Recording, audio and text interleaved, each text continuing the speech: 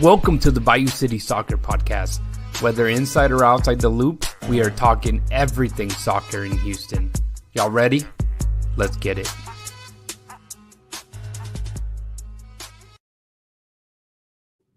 Welcome in to the Bayou City Soccer Podcast. We're live today on location. You can see us if you're watching on X or on YouTube. You can see us here at the lovely Westchase location of WeGotSoccer. Awesome place. They've got a podcast studio here that they have graciously allowed us to use. We're giving it our first try this week, basically.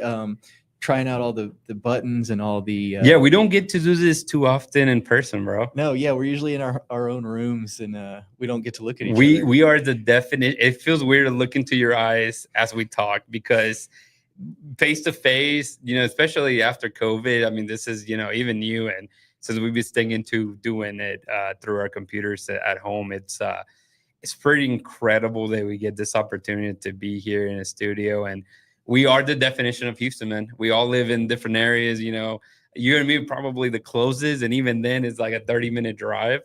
But we are here at the newest location for WeGotSoccer. We went to the Tomball location about 2 months ago, and this one's been open a little less than a month ago, and this one is on 9521 Westheimer Road F, Houston, Texas 77063. So look for that. Giant store. I don't know if you guys are able to see David walking around the store, kind of showing you guys There's David. Everything that they have. But talk them through it to what you see, Dustin. Yeah, so David's. We sent David. You might know him from Movimiento Naranjo. He's walking the store. We can see if you're watching on our live stream here, he's checking out all the gear. There's some, it looks like some Arsenal shirts. Yeah, we don't need those. We can pass those up really quickly. But yeah. They'll just disappoint you at the end of the season. That's kind of what I hear. Yeah, there's jerseys from like every team here. We were walking around before we got here, Angel City to Wrexham to Boca Juniors to Barcelona we see there. David has now found his way to Messi. Oh, of course he guys, is. 1, 2, 3. There he is. Yeah, we don't have nothing. So, I don't know. Bye-bye. Sorry, Portuguese fans, if you're listening. Yeah. No, he pointed out that there was no stars on your shirts. Mm.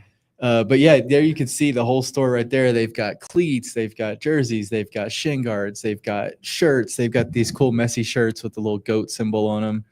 I was telling David just walking around the fact that yes, jerseys first of all are difficult to find everywhere, but the fact that they have like shirts, sweaters, t-shirts, it's really cool because unless you're buying it online, and you get it like a few weeks later, it's difficult to find something. And here, being able to see it and touch it and feel it and be like, hey, I really dig this, especially because obviously they stick to the bigger clubs, the ones that have more fans. So, seeing stuff from Barcelona, Real Madrid, it was pretty cool. There you can see a bunch of the European teams. Spurs, we don't really care about them either. Not a bitter United fan about the Europa League final. There you can see some of their Dynamo and Dash gear. They have some more, which David will go to. There's some Mexico shirts, some USA shirts. But yeah, like Rudy said, I know when we were kids, we used to, like, if you wanted to buy soccer stuff, you kind of just like bought it online. You remember getting a catalog? Yes. Yeah. Now you can come in here and like actually pick what you want and find all the different, and they have different types of, there's some more Tigre stuff. They have like all the Mexican teams here, the Liga MX teams as David's going over there. There's some more Dynamo stuff. They have the Pride tops from this year, some more Dynamo shirts. And there's all the Liga MX shirts. They've got Monterrey. They've got the Mexican national team, Pachuca. We're looking at Santos Laguna, a whole bunch of different shirts. So, yeah, if you're looking for, especially if you're a Liga MX fan, they've got it all here. And here's some more Dynamo stuff, some cool like Letterman's jacket looking things. There's the Dash training top that I think is really cool. Some more Houston shirts. Of course, we're in Houston, so they represent the home team, which is awesome. There's the whole wall of stuff there. Some cleats. There you can see Jeff said nice store. Yes, it's awesome. If you guys haven't been out here yet, we're definitely going to be out here more. We'll tease a little bit. We've talked to our connections with the club, and we're going to have some players and Mm-hmm. some probably coaches and stuff come out here with us on different times. So definitely stay tuned for that. Yeah, absolutely. This is a test run, trying to get our setup as we speak. That, you know, it's easy to make it from home, man, but, you know, coming into location, being with the people we are, and you guys are probably actually wondering what Christian Putalias is. And Christian Putalias is usually a part of our show all the time. You guys aren't used to seeing El Jefe show, especially on this special occasion. You had to make your appearance. I had to show up. Yeah. But Christian is gone for a good reason. He's in Nashville actually to watch his beloved Boca Juniors play in Nashville in the Club World Cup. I know he's super excited about it. We'll probably have some content from Christian where he's checking out Nashville SC Stadium where they're playing that game. We were both. I had talked to Christian a while back since I met him, basically, and there's Boca right there. He let us know that he had never seen Boca play. Obviously, he was very little when he was in Argentina, and then they don't come that often, and so, you know, that begs the question about how is the Club World Cup doing. I mean, it opens up the door for people like Christian to be able to go see a game, as you mentioned, you know, his childhood club.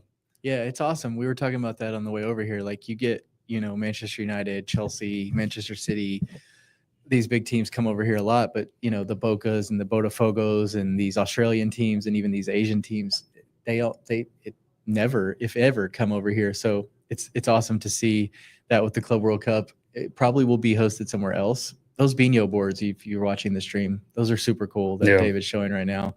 I don't know how to play them, but I've seen them on Instagram and stuff. Yeah, and I won one. I want one too. If they had a Manchester United one, I'd probably just walk out of here with it. I think they might. It might. Don't tempt me. Yeah. But yeah, so We Got Soccer. There's Cole Palmer's jersey. They got all the customization. So yeah, when you buy your jersey here, you can bring it right over to this desk that is in the exact same store. Mm-hmm. Put your the exact numbers and names, letters that they use for La Liga or for the Premier League, all those things. You can get whoever you want on it. If you want to get a Bruno Fernandes shirt, which would probably be before he goes to Saudi. Well, look, he's staying, okay? But yeah, if you want to come in here, you can buy your Dash and Dynamo jerseys and get Jack McGlynn or get, you know, whoever you want. Yasmin Ryan jerseys, you can get them customized right here in the store, all in one spot. Again, We Got Soccer. This is the Westchase location. They also have one up in Tomball. So if you're out and about looking for your soccer stuff, if you're like me and you have a child that's super into soccer now too, and you're having to buy stuff every week, it seems like this is going to be my new spot. Yeah.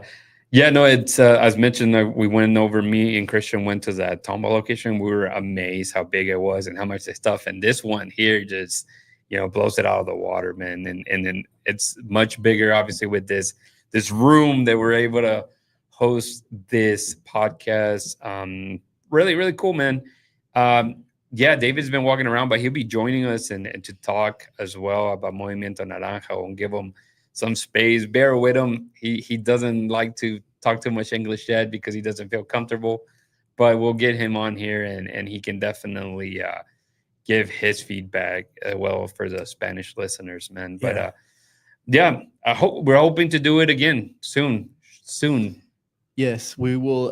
We'll keep you guys updated. Stay tuned to our socials, of course. We'll let you know the next time we come out here, do some shows. Like I said, we're gonna get some players and stuff out here, so you'll definitely want to swing by, check it out, hang out with us. You probably want to hang out with the players more than us, but we'll be here.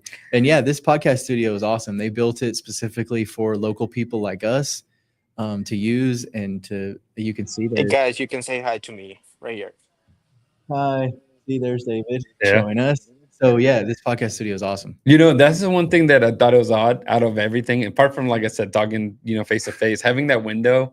And right now it's just David out there. And as you mentioned, if, you know, having maybe a player or staff coming through, I can only imagine feeling like a fish in a tank, right? It's kind of like Finding Nemo, tap on the thing. Yeah, if you guys want to come stare at us through this window, if you're around the area, we'll be on here for the next hour or so. You can come tap on the window, and there's the new USA shirt, very nice one. That blue one with the stripes, I like that one. USA onto the quarterfinals, the Gold Cup. with Mexico, with Saudi and Costa Rica. Yeah. So you want to talk a little bit about that before we jump into Houston? Yeah. Just, I mean, we have had. David will still walk around. You guys can check it out if you're watching the stream. And like Rudy said, he'll be in here in a second. But yeah, a lot of soccer going on. It's summer. Feels like there's always a million soccer things going on in the summer. Absolutely. Club World Cup, we talked about a little bit, but the Gold Cup going on, Jack McGlynn showing himself pretty well. Yeah, I mean, there's a reason why people would look like they're inquiring. Granted, it's all rumors at this point, but I've seen more names pop up from different leagues that I would not like. I think I saw La Liga, I saw Turkey. Like, I mean, there's teams that are just, again, trying to maybe just rattle the cage a little bit, but it is a big possibility that somebody may come knocking, and with the right price, I would sell them. Wouldn't you? Yeah, I mean, look, he just got here. Shout out to the search, checking in, and our friend Jeff again. Yes, Dynamo have a player in the Gold Cup. It's been a while, right? That's we had a Houston player to watch in it on an international stage that wasn't like Kogo or Hector. Right. But yeah, Jack got here in January, and you kind of knew all along. We've talked about this before. You kind of knew all along he wasn't probably long for MLS or for the Dynamo. And if he keeps showing out and having a great Gold Cup, then teams are going to come calling. And we saw it with Mikael. There's a number where you just kind of have to say. And I think it's smart. I think that you can't cap yourself. And I think the old mentality in the past, remember how it looked like it was very like, we have a number, and it was just this giant number. Yeah, it's hard line stance. And I think they probably got close to that number. And because it wasn't that number, they were like, no go. And, you know, you see it with Coco, you see it with players that it was definitely below par to the number they were probably thinking. So I think with a player like Jack McGlynn, you're doing everything. Of course, he's doing well with the team, but we've seen both sides of the Dynamo. We've seen them do fantastic with him on it, and we've seen them do really bad even with him on it. So will it, move the radar too much? I don't necessarily think so. And if you are able to bank on a talented player like him, you do it, man. You do it. Yeah, so McGlynn representing Houston, but we've also had the Gold Cup in Houston. We had last Thursday, we had one game. Saturday, there was a double header. Rudy and I were there covering that. You can check out our stuff on there. Oh, look, they got little those things for Crocs. See, now look at that. Oh, yeah, yeah. See, now I'm going to have to buy some of these for my daughter before I leave. You're going to have to, man. There's a Mexico one, probably not that one. But I saw a United one. I'm going to get that. But yeah, the Gold Cup in Houston. We had the Haiti against Trinidad and Tobago. I believe that was the first match. And, everybody's like, Haiti, Trinidad and Tobago, how big is the community tier? Actually, I was talking to someone in the media booth before the game, and we were kind of like, how many people you think are going to be here? And they estimated, I think, between both of the nations, there is a community of about 5,000 people. I was like, unless 5,000, 100% of those people show up, it's going to be very difficult. Obviously, it was much less than that, but the game did not disappoint, man. It was a back and forth, obviously ends in a draw, but those types of games that CONCACAF gives you that you may not expect a lot. But nowadays, all those teams have one or two players playing in top leagues that make it interesting. Yeah, and then we saw Saturday. Like I said, we were there. Curacao in Canada. Yes. I know Rudy and I were going to the game together, and I was like telling Rudy, it's like, Canada's going to kill them. Yeah. And Canada got out front in the first half, and Curacao had multiple goals disallowed. They finally get an equalizer. That was a fantastic game. Mm-hmm. And then the second game, which was the marquee, right? Honduras, El Salvador. Marked that as sellout. I mean, Shell was rocking. It was an atmosphere. I mean, the way that, obviously, being myself a Mexican American, being to a bunch of games and hearing the national anthem, it doesn't even resonate to like how I would say the Salvadorian people sing their national anthem. It was awesome. It's dope. Yeah, it's dope. And I make fun of David. I know he's walking around, but like I've watched the Argentina's game with his family, and even if it's 5 of them, they get up and they start singing the national anthem really, really loud. So I can just imagine, leading into like the World Cup and seeing those vibes here, but just seeing it in a smaller scale and a, 22,000 crowd at Shell Energy Stadium and the way it was rocking. And even though they're big rivals, because we do have to understand this, those are big rivals. That's U.S. versus Mexico in Central America, right? Honduras and El Salvador. And there was really no animosity, which, the crowd was in it together. You saw them also before the game, when Canada was playing, everybody was booing Canada. Like there is this unity when it came to the way that they cheered, and even during their game. And of course, El Salvador got the blunt of it because Honduras ended up winning 2-0 after coming from a big loss against Canada. So they redeemed themselves. But it's really fun to catch that, and we'll have it again here tomorrow, man. Yeah, Tuesday night, El Salvador, another doubleheader. Canada is part of it. Canada, El Salvador, and I think it's Guatemala. Guatemala, I believe, is the first game. So, yeah, if you haven't been out there to check the Gold Cup out, highly recommend it. Grab some tickets, go check it out. I know it's a midweek, but in addition to that, we'll have the final coming up for the Gold Cup. So, I think we're all hoping for U.S.-Mexico. I think we're hoping for USA-Mexico. I think that's what everyone wants to see. Canada has looked good. You mentioned their 6-0 win, but then they drew. So, yeah. Costa Rica, USA is going to be a good game. Mexico, Saudi. It's going to be a good Gold Cup. Whoever's in it, it's going to be a crazy final at Shell Energy. Yeah, I think for a region, Stadium. I think for a region, the Gold Cup never tends to disappoint. I think what makes it more exciting now, in a way, is that they're not really playing. This is gearing up for the World Cup, right? Especially this country they're already in. The U.S. didn't, and we know the story, right? They don't have their first team. Mexico's using definitely this to just find themselves because they've been struggling.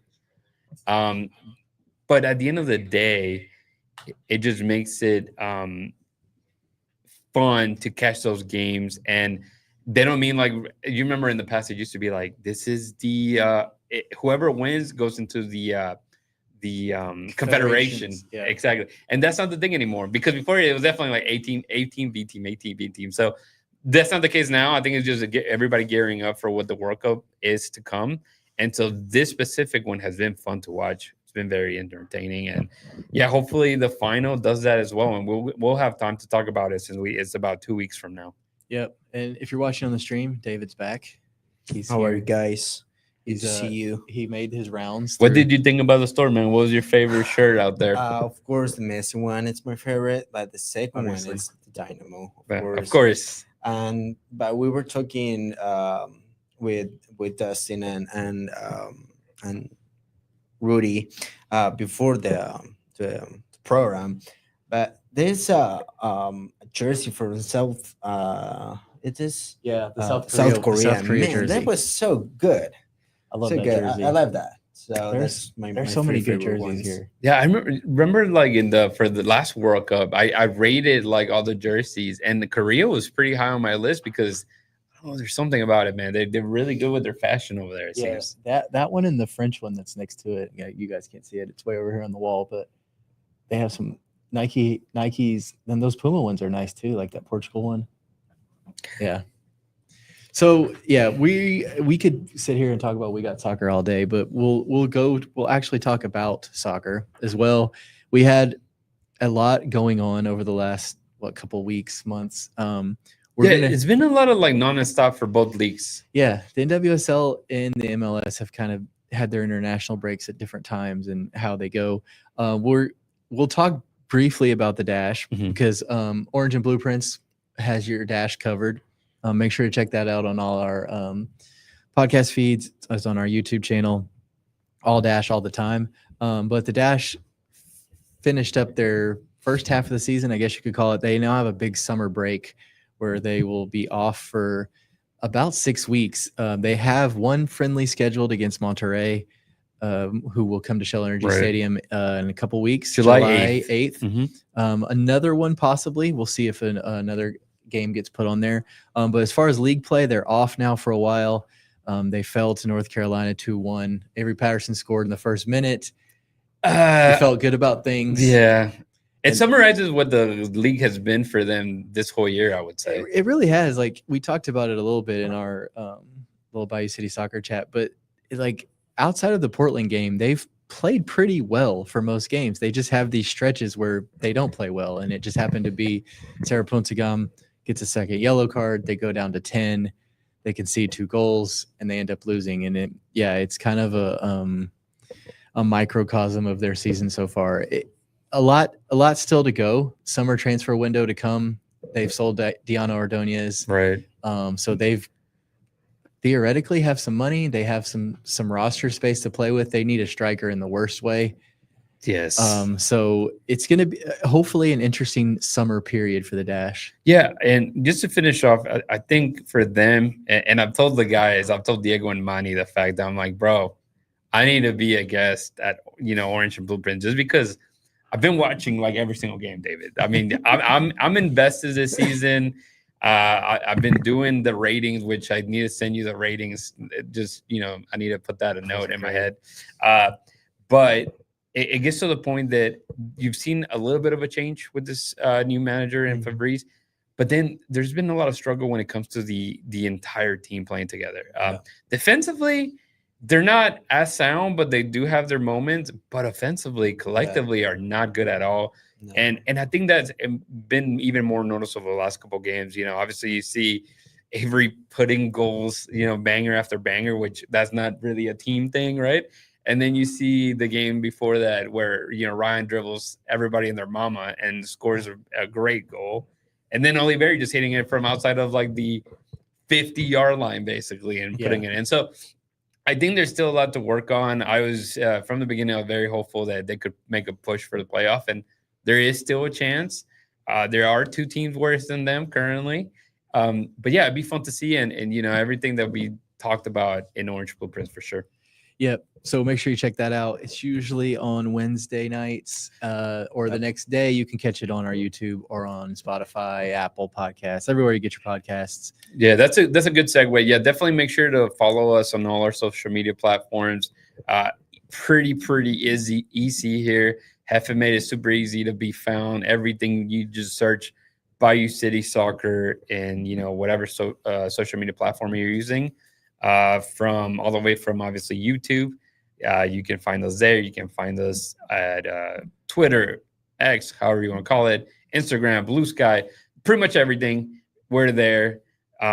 Make sure you follow and hit notifications so you are up to date in every news when it comes to.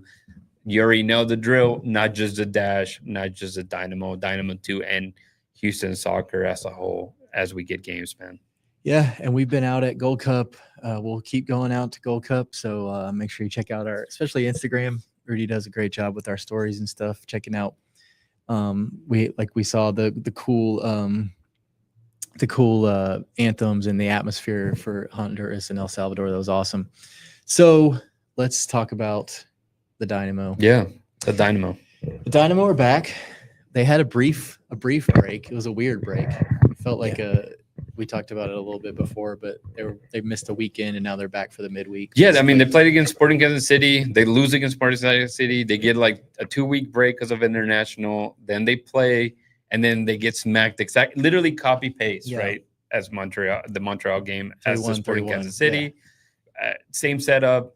Not look great, and you can tell, and I think that's probably going to be the emphasis of this segment, is just Ben Olsen was not happy, and he has made it very clear that he can tell his players are just not as committed because it looks like they're already slotted into that starting 11. So, David, I'll start with you, man. They get 2 weeks off, right? They play on Wednesday night.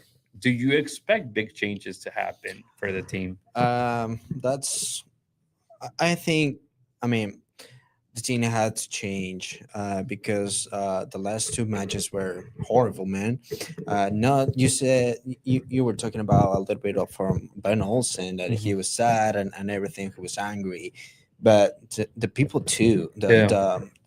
I was in a stadium like a fan with my uncle, and it was like, I don't know, it feels weird. Because the people, they don't want to watch the game. They don't want to I don't know, celebrate nothing. They don't sing any songs. So it was of course, we want a change. We are expecting a change, but I mean, because they have to. Mhm. Because if they keep on this same way, it's gonna be I don't know. It's gonna be a disaster. Yeah, and the stretches they play. I mean, you talk just Minnesota, as a whole, and we can touch on Minnesota and a little bit of the St. Louis game because the games this week, but they're not easy matches, Dustin. I mean, Minnesota's in third place for a reason. Dynamo's right there in 11, obviously not too far away from that playoff spot, but I mean, no easy task, man. Yeah. Then after that, I think it's Vancouver and Philly. Philly, Yeah, you Vancouver. got San Diego. I'm looking at it right now. San Diego, Salt Lake, Vancouver, Philly. You get Galaxy, and that's not even a freebie nowadays, I guess. Yeah. I mean, but it's MLS, right? Like it's every week. It's when we saw it with the Montreal game against the Dynamo. Anybody can beat anybody. Montreal had one win all season. They come into Houston and basically dominate. But yeah, like I think what David said, like you've got to switch things up, right? Like defensively, Franco Escobar, we've talked about. I feel like he's got to be back in. Andrade has shown he had his flashes right early, like this guy's awesome, but now he's kind of like, okay, he's still a kid. Yeah, you're kind of seeing some mistakes from him. Ortiz, we talked about, has made some mistakes. Sviatchenko hopefully is back. Lawrence Anali's back. It seems to be full strength. Dwayne Holmes seems to be full strength. Do we see, a whole new attacking? Yeah. Do we see Bossy has not been Olusanya, like players that have come in? Olusanya has not really got many minutes. Bossy has been disappointing to say the least. Kowalczyk is kind of hot and cold. But yeah, that's Christian talked about it, I think, on the last podcast. They have like 4 or 5 head coaches. Yes. So this is their job to figure out who's your 11, and hopefully it gels into, this is the 11. Yeah, and I mean, one of the big names from the last game against Montreal, Femi, right? Yeah. Obviously, he's a big, part of like those first 2 goals by Montreal, and Ben pulls him at halftime. I mean, that has to mean something, doesn't it? Yeah, of course. I mean, he's a great player. Of course, all of us know that. He was in the 11 from the beginning, but he makes mistakes all the games. Yeah. It's not a little mistake. It weren't little mistakes. All the mistakes were goal. Yeah. So that's the big problem. So I don't know. Yeah, we've talked about this with Joey. Like he's had some good games where you're like, oh man, look at Femi, but then he has one or two that you're just like, what is Femi doing? And you would think he would learn from those mistakes because they're very similar mistakes, right? Yeah. It's a lot of like either releasing the ball at a certain time or using your body, because he does look like a thinner guy, but you see him in person and he's a beast of a human. Athlete, he looks a lot like what Mikael was, but he doesn't know how to use the body like Mikael does. That's the big issue, I think. Yeah. Mikael was, and we've seen it. Bring Mikael back, by the way. I mean, he's a sitting on the bench rotting. What is this? I don't even think he's played in this Club World Cup. I don't think so. He's just sitting there at Palmeiras. If he wants to play, bring him on a loan. Look, 6-month loan until December if he wants to come hang out. He can be closer to his girlfriend. Who's not here anymore, but closer. Yeah. But like we talked about it. Yeah, he's in a bench. A bench today against Miami. Yeah. Who's gonna stop Messi, man? Yeah. They didn't want Mikael to pocket Messi. Yeah, but it's just obviously like we talked about it and beat this horse to death already. And the fact of like your center backs is a big miss from you've had Mikael, you had Sviatchenko playing like 50 something games in the last 2-3 years, and then now it's like a revolving door.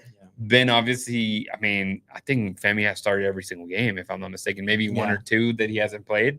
And now I think he's fed up. And you could tell that from the reaction after the game. Yeah. And that's why the question, and I base it again, just how drastic those changes have to be this week. Yeah. Do you move Escobar to center back? Right? Yeah. Because if you're going to play Andrade at left back, and we talked about he might not be, he's showing some youth. So Yeah. maybe you move Escobar back to left back. But if you're going to play Andrade, why not play? Well, and then that debates, Escobar what in the would middle. be from right now, from what you have, who's your starting 11?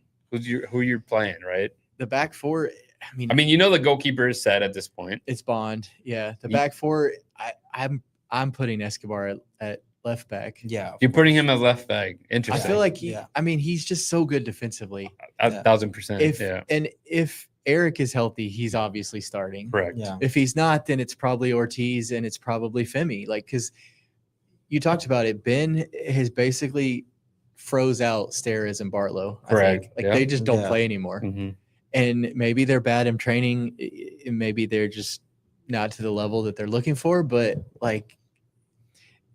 if you are going to bench Femi, then your other option is Escobar and Andrade at left back, Ortiz and Escobar, or Yeah. Sviatchenko and Escobar, whatever Right. you want to do. Dorsey's pretty much playing right back every game Yeah. unless he is Yeah, suspended. And one thing we've seen is that Ben has decided what position you play, right? He switched Steres to Yeah, left Steres. back yeah, out of nowhere, right? Because he played as a right center back his entire career, and out of nowhere he got pushed to the left. Yeah. But he's very set on this is a depth chart. Yeah. And if it's me playing on FIFA, right? I'm switching whoever's in their best position, right? You would Yeah, think, of and course. of course we know that in the past Escobar has played center back. Yeah.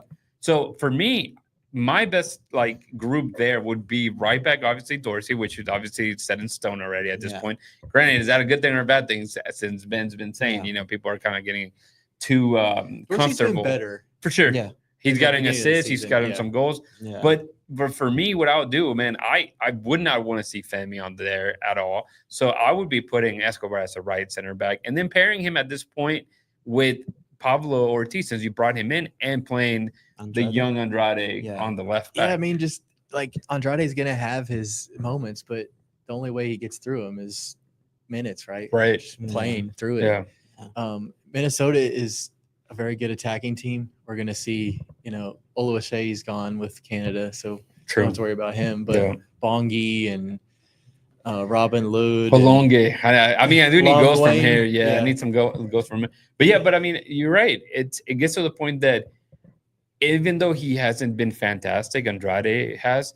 He hasn't had really costly mistakes, He hasn't. unlike no. Femi. And it's sad to pick up Femi because from when he started, this was a love story in the making, right? It was the guy that came in out of nowhere to play that with Dynamo 2, played very well. Yeah. You kind of felt that Mikel thing kind of happening. Yeah. Obviously they kept him for I feel like Yeah. way too long, and having Sviatchenko coming in and out of that and an injured, I don't think helped that cause. And it's not that he don't have the chance. Right. You have 6 months. He were in the first 11 all the time. Mhm. So they gave you the opportunity. You don't. I don't know. You don't make. At some point, Yeah. At some point, you've got to.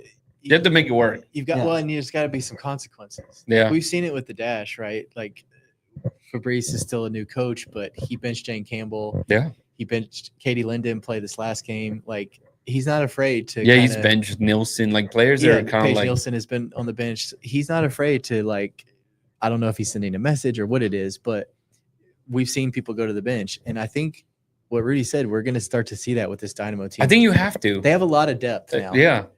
And unfortunately, you're out of leagues. U.S. Open Cup, so you don't have that. But Leagues Cups is coming, and there's games that are going to be happening still, and you need rotation for whatever the case is. Yeah. And I understand, and we all understand that this is a completely new team from what we've seen in the last 2-3 years, right? Yeah. But it's important for Ben to make a statement and make those moves and just because that could also put just like a fire on their people's butt. I feel like Bossy kind of went through that after he got injured and missed a couple games, and he came in and did some stuff. But Bossy's a guy that just creates a lot of numbers, but the final product is not there. And I think at the end of the day, that's really what they're needing, right? And Ben has opened about that, right? I mean, they love him, but it's like, bro, you want a new contract, you want to be a DP type of level, like you want to be a TAM player, that makes the most money in this. We need you to do goals and assists. Yeah. And he hasn't done that. And when the first year he did, it was out of the penalty spot, bro. But so talking about that, what's the front four on Wednesday? Ponce, obviously. Yeah. So the top four. Linger, You have to play. Linger has been probably I your think best Linger's player. been your best attacker Yeah. since he got here. Yeah, and one thing that we mentioned, and obviously through our group chat, so it's kind of like in deaf ears for everybody else. But I've been talking about, like, at this point, you had a guy like Ibrahim Aliyu, which I mentioned that we were never going to talk about him, but you know what, we're doing it. But bringing in somebody like Toyosi that could possibly play that similar role, it's not his forte. We know this. Yeah. But if you need somebody that can just break those lines, why not use Toyosi, David? Yeah, because Sebastian don't do that. No.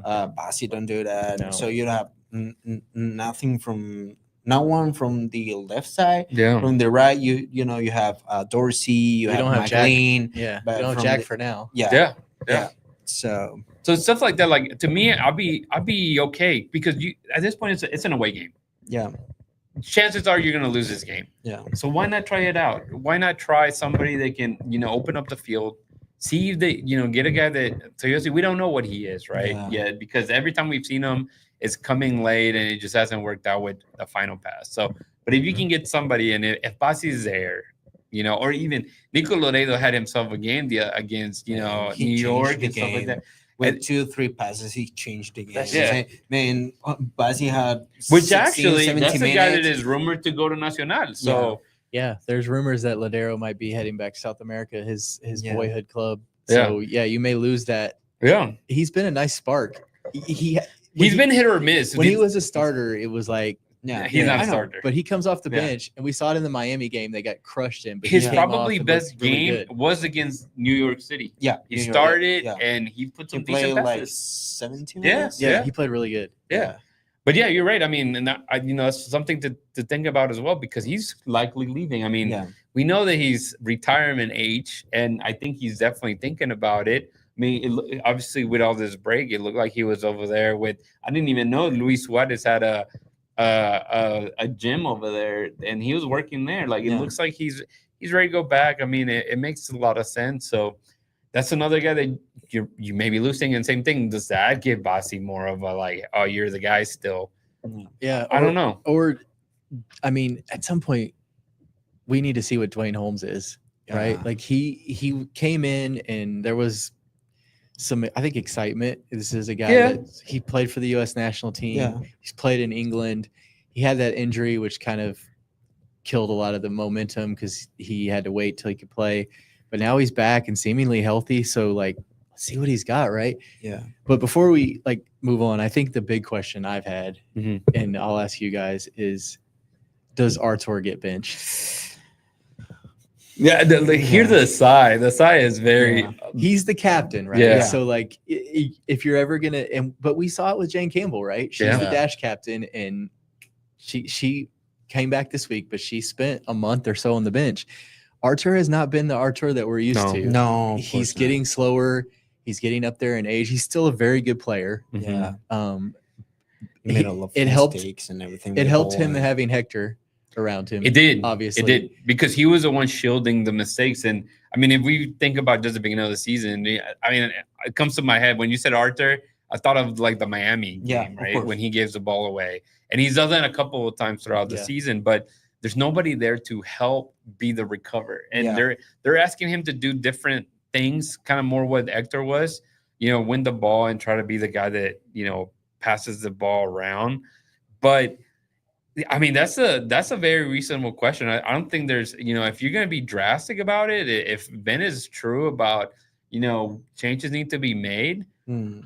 I don't think it's like a pure on like place of hate that you're doing this, but you do need it because to maybe just bring people back to reality and Yeah. give them like that. You got to work for this. Junior Urso's been pretty good too. He has Yeah. been pretty good. Duenas hasn't been fantastic, but like once he started gaining minutes again, he's a guy that you can still. He's serviceable at this point. I could definitely see them go like Urso Reigns yeah. in the middle. Yeah. And I don't know who's the captain at that point. Who wears the No armband? kidding, man. Griffin. Yeah. Yeah, No, Meg- Escobar Meg- has been wearing it too. Escobar Yeah, has Escobar. worn it. If So, Escobar starts, If Escobar starts, give it to him. Otherwise, yeah, Griffin would be the next guy up, I would say. Yeah. He's probably been here the longest with the Yeah. Dynamo. So, no, it's a good question because, again, it goes to the point that, like, you're so used to seeing these guys being the guy for the team, He's right? been the team MVP like last couple of years, right? But he's struggling. He's definitely struggling. There's some, but it all comes down to the guys in front of him not really being a great help, right?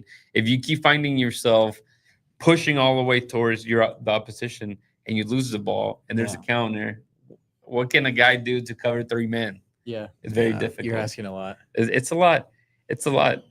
So we'll look ahead to this week before we wrap up the show. Minnesota first. We talked about it a little bit.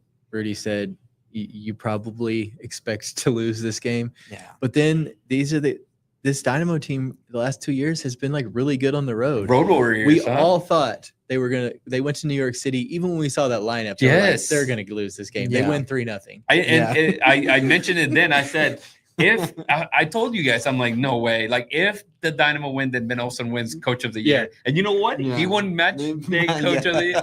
So it's like everybody kind of read my mind when it came to that. And it's exactly, dude. I think against Minnesota, they still have a lot of their players that didn't lose a lot, and they're playing at home. Dynamo they put some good games in Minnesota. Like, I mean, thinking of like the Steve Clark. Remember saving a bunch of the Barlow was part of that too. Barlow saved that ball off the line. So I expect them just to come out and try to get as many men in the box in front of the Dynamo. But I just it all depends on how hard that reset is. But I still predict that they're going to lose. I mean, I don't think they're going to get destroyed 3-1, but I could see them losing a 1-0 game. Yeah.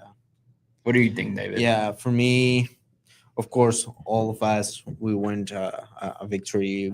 All of us, we want that Dynamo, I don't know, destroy the Minnesota defense, you know? 10-0. Yeah, 10-0. Like Bayern Munich, Auckland. Bayou Houston. But for me, it's going to be a lose too. But I say 2-0. Yeah, 2-0, like 3-0 too. Yeah, But again, to me, the biggest thing apart from the result is just do some changes to the lineup. Yeah, do some changes. Rock it a little bit. That and like I want to see Ponce score. Yes. Yeah. Of course. He just goes through these stretches. It seems like where he's. We talked about it in the last show. He's not good at headers though. Is that an Argentina thing? Tell me. I don't know, sir. We have Palermo. He has a good No, that's hitter. true. That's all he was good at. Yeah. You're So, right. I don't Higuain know. was pretty good. Yeah. But it's like we talked about it. Rudy was high on Ponce. Like he picked him for the Golden Boot. We talked about it in our things, and he's got like what 4 goals? Yeah, that's it. He leads the team, but I mean that's not good enough. He's a designated player, and like you look around the league at these DP number 9s, and I mean obviously he's not Luis Suarez or these guys, but these guys are putting up 10, 15 goals a year. If Ponce's giving you 4, right, it's just not good enough, right? Yeah. Especially for what you're paying him. And unfortunately, I think a lot of it is his movement is really good. We know that's the thing, right? He has that little quick burst of speed. He's great, but nobody's really looking for him or connecting with him on through balls, and that's part of it. Yeah, a big chunk of it because there's not really balls coming to him like freed up, and he works really hard. We know how hard he works defensively. It's just not good enough. That's part of it. Yeah, there's some games where he has like 17 touches or something, and he plays the whole game. Like, you got to get him the ball, right? And if whether that's Dorsey getting crosses in again, which we've started to see more of, hopefully they keep that up, or whatever comes from Linger. If they switch the 10, if it's Holmes, if it's Kowalczyk, if it's whoever, they've just got to get more opportunities. But yeah, I'm kind of with you guys. Minnesota, I would be shocked if they won. Not completely shocked because we've seen them we've seen them bring something out of nothing. They'll just we'll be talking on Friday and you're like, did you see that win? Did you see how they beat Minnesota 3-1? And what? Ponce had 4 goals? No way. Yeah, but he made 4 goals, 3 for the Houston and 1 own goal. Everybody they score all the goals. But yeah, they quickly turn it around, right? They come back to Shell Energy Stadium this weekend and they play a St. Louis team who, quite frankly, we said this about the last 2 teams, right? Sporting Kansas City, they fired their coach. Yeah. And they come here and win. Montreal fired their coach. They come here and win. Yeah. St. Louis fired their coach. Yeah. Now they come here. I mean, obviously they are not the St. Louis of like their very first season, but I mean, they're just like outplayed, everybody so well. But St. Louis obviously lower on the table than the Dynamo. They are 5 points away from the Dynamo. They're sitting in 14th place right now. Obviously, that's gonna shift by the time this match takes place, just because of the games that the Dynamo are playing. But incredibly, the way that St. Louis has been playing, I mean, they still have the players, the correct players, the DP players, and they just need some kind of burst. And if they're gonna get it, it feels like the Dynamo's the team to do it against. I think we said this about Montreal and Sporting Kansas City, but this is a game that, from the Dynamo perspective, you've got to win. Yeah, of course. Like Rudy and I talked about this when we were testing out here in the podcast room, but like the schedule doesn't get easier. No, and you're fighting for. These are teams that you're Western Conference teams that you need points against. Yeah. St. Louis is 5 behind you. Minnesota's 5 or 6 ahead of you. Mm-hmm. Getting 1 or 0 is not going to be enough. And then a part of like the team is just you don't have that many home matches to begin with. Yeah. And I think Dynamo Stats, our friend, put that they've lost 6 out of their 10.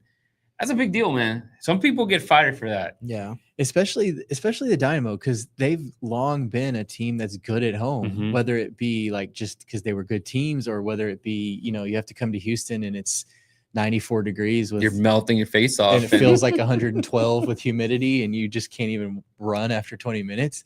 Like either way, they've always been a good home team. And for whatever reason, they have not been good at home this year. Yeah. And they like not even like just losing games. They've been getting beat Pummeled. down in games, Yeah. But by bad teams. So St. Louis comes here, and depending on what happens Wednesday in Minnesota, we'll know more about lineups and are they rotating guys? Because because just to finish that thought right here, you're talking about the St. Louis game this Saturday. Then you play Vancouver, then you play Philly back to back. Yeah, you play 3 games at home. Yeah, in July, and then after that, for the August, September, October, you only have like 2-3 more matches at home. Yeah. So you need to like start banking points because the end of the season is going to be hard too. And we talked about it's the weather's going to suck. Yeah. And teams are not going to want to come here. And then you think about it. Is it a good idea to bring all these guys from England? Yeah. Yeah. You have to take advantage of it. Yeah. I talked to I can't remember who it was. One of the Curacao players after the Gold Cup game the other day. We were talking Locaida. We were talking about the weather. It's just like, we don't like this here. And the Canadian guys were the same way. Like we talked to the Canada coach, like you guys have to play 2 games in Houston after playing in Vancouver. How fun is that? It's like it's not, but you got to do it. So from the Dynamo perspective, and even the Dash haven't been good at home. And granted, they haven't been a good team overall, but you would expect, and from both teams, if you're going to win games, take advantage of the weather. You're going to. You can't be losing to Montreal, who it's in Quebec. What is that? Like probably like they came from like 30-degree weather. Yeah. To play like in 100-degree weather. Especially the way the Dynamo play too, right? Their possession, like they have the ball a lot. They make teams run. So make these guys run. Yeah. Pass the ball around 100, 200 times in a half and just tire them out. And that's one good thing you mentioned, because especially those 2 games against Sporting Kansas City and Montreal, the way they've approached the game was basically 30 minutes in, all out, gas. Yeah. And I feel that that's worked against the Dynamo just because they haven't been able to score goals. Yeah. And now that's another thing. Will Ben do the same thing, playing at home against St. Louis? Or will it be just, playing back and forward, kind of let them chase the game and eventually look for that goal? Yeah. It's interesting because if you're going to reset it, this is a time to reset it. You're halfway through the season. There's really no we got time. There's players coming in. No, you have to win now. Yeah. You can't afford, especially at home, you can't afford to be letting people walk out with 3 points. Yeah. If you finish this week with less than 3 points, it's a failure. Yes. Yeah, of course. Absolutely. That's including losing to Minnesota. Yeah. Because like we all said they might lose to Minnesota. Yeah. Even if they lose to Minnesota, you can't drop points at home to St. Louis. No. You just can't. You can't. And I think we're getting too used to, especially, like at home games, obviously. I think we're getting too used to seeing Per Onstad after, in the press conference, seeing Ben talk.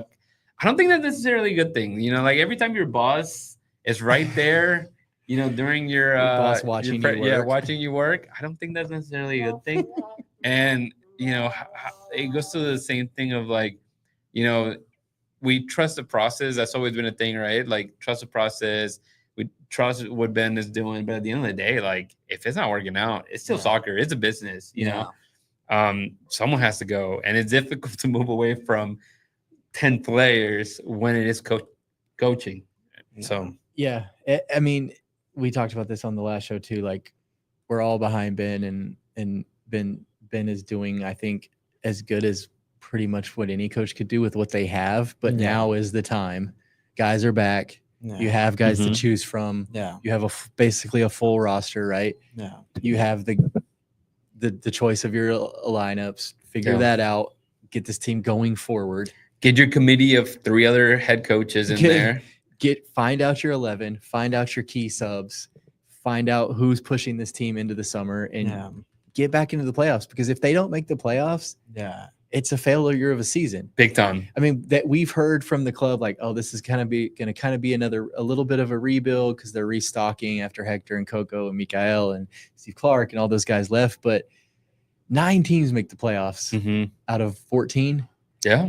It's a very forgiving league. Be there. It's a very forgiving league. And especially when this was supposed to be your year, right? Year 3. It was always talked about. And they did. Year 3, we're winning something. They were ramping up to year 3. Yeah. Yeah. And out of nowhere, the legs fell out of the chair, man. I mean, you lost pivotal guys. Literally, if we're talking about a chair has 4 legs, you lost all 4 guys. You lost Steve Clark, you lost Hector, you lost Coco, and you lost Mikael. Like the core, like they talk about the spine of a team, right? Yeah. Goalkeeper, center back, center mids. Yeah. You lost those and guys. They haven't been really replaced. So it goes to like how much grace do you give Ben Olsen, right? Right. And before we wrap things up, the summer window is going to open here shortly. You have a DP spot, possibly 2, right? Yeah, depending on which model they want to use. If they want to go with the 3 DPs, 322s, they got rid of Aliu, so they have an open U22, or they could just add 1 U22 and another DP. Does Ted Siegel pull out the checkbook? But I think it goes to like kind of like those problems, right? How much money can you throw to fix this? It's it's like we need a striker. They spend $8 million on a guy, and he scores 4 goals. And he scored a total of 10 goals in like a season and a half. We'll give him that. I think that's part of it too. Like you got to, and especially with this team, you have to find the guys that fit. Right? You have to find the guys that play the Ben Olsen way, the Dynamo way, the possession pressing way. That the way to go about this, and that's kind of like we're closing this out, but I think Linger was a hit. I think 1,000%, and he's still getting better. I feel like. Andrade a hit so far. Right, the type of player, the mentality that they bring, the way that they play. Right, Bond hit. But McLean, it's McLean took a little bit.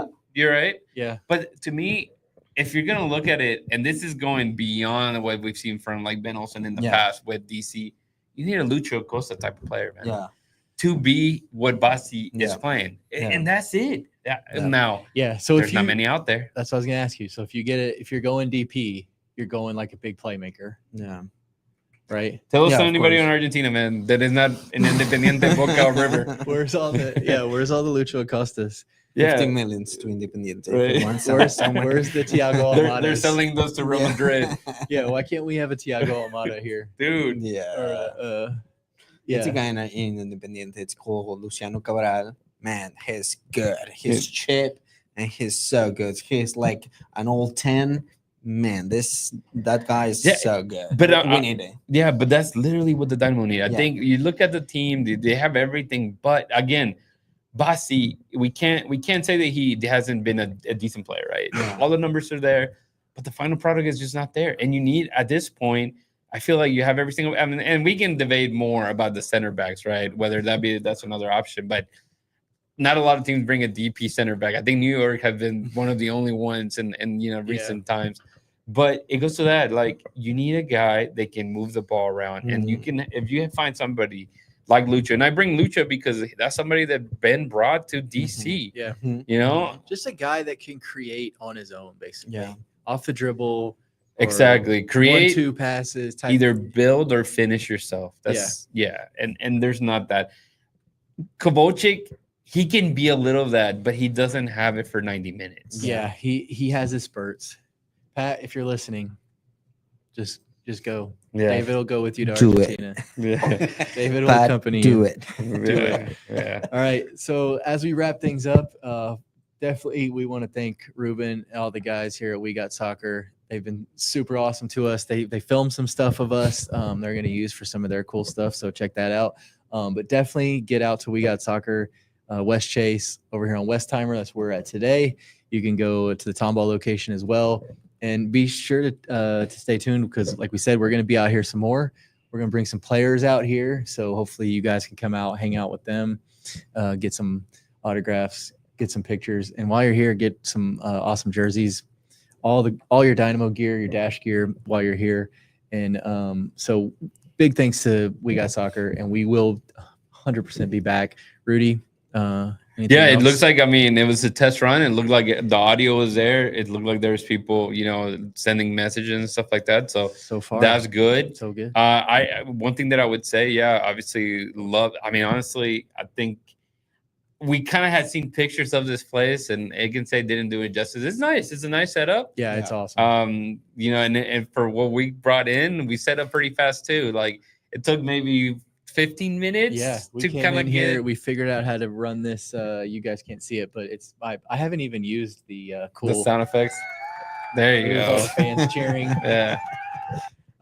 This cool board that they have for us. We Got Soccer, top class. Awesome facility. Yeah, and so hopefully, as Dustin mentioned, when we're back here, hopefully more our people can come out here and join us and be a part of like the growing community that is Bayou City Soccer, because Houston Soccer lives here, and Chris is gonna keep saying it, so I have to say it. But one thing to note, there is a game on Sunday.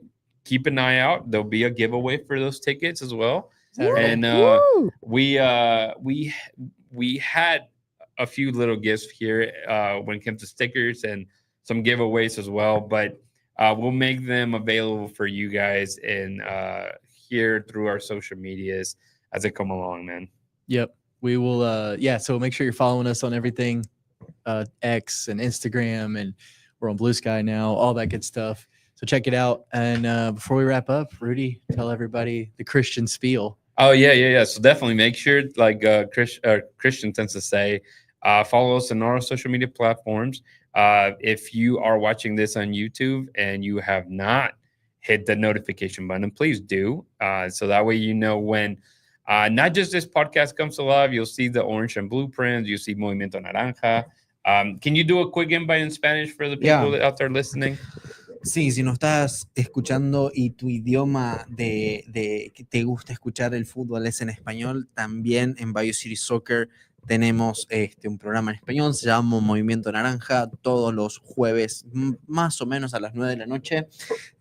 Nos dedicamos aquí a hablar también del deporte que tanto nos gusta y también en tu idioma, así que la MLS en español, en tu idioma, y obviamente la pasión de Houston en español también, por Bayou City Soccer con Movimiento Naranja.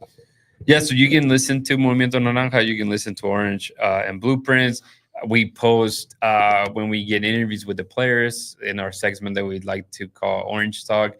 We've been doing some Spanish ones again, too. So obviously, we try to put as much content for you guys that, like us, probably are always looking for content for your favorite teams, whether it be Houston Dynamo, Houston Dash, Houston Dynamo 2. And if you're a podcast listener like I am, because, dude, it took me a while to get into YouTube. Now that I kind of are more in front of it, now I actually watch more stuff on YouTube. But I was never, unless it was like fight videos or something like that 10, 15 years ago, you'll watch me watching that. But no, if you are listening to podcasts, man, make sure to follow us in your favorite app, whether it be Apple or Spotify, whatever you listen to. But if you're able to, give us a review, give us 5 stars, 1 star. Tell us why you love it. Tell us why you don't like it. It obviously, feedback is always welcome for sure, guys. But don't forget to hold it down, keep it forever orange. And this is where Houston soccer lives, man.